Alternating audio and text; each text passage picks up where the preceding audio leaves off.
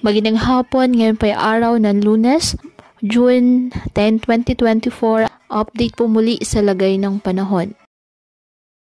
Ayon sa Pag-asa, sa ngayon isang low pressure area ang minomonitor sa loob ng ating Philippine Area of Responsibility.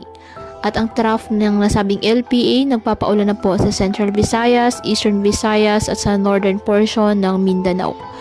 Ayon sa Pag-asa, sa ngayon mababa naman ang tsansa na maging bagyo ang nasabing low pressure area.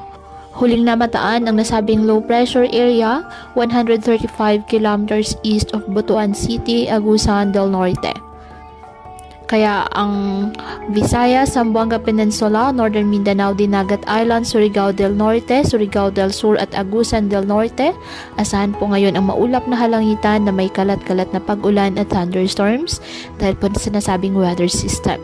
Ang Metro Manila naman at nalalabing bahagi ng ating bansa, bahagyang maulap hanggang sa maulap na halangitan with isolated rain showers or thunderstorms dahil naman po yan sa mga localized thunderstorms.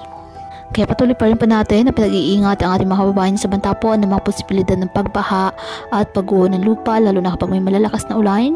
At ugaliin po na magdala palagi ng payong o kahit anong panangga sa ulan sa tuwing lalabas po ng ating mga tahanan. At yan po muna ang update sa lagay ng panahon ngayong araw.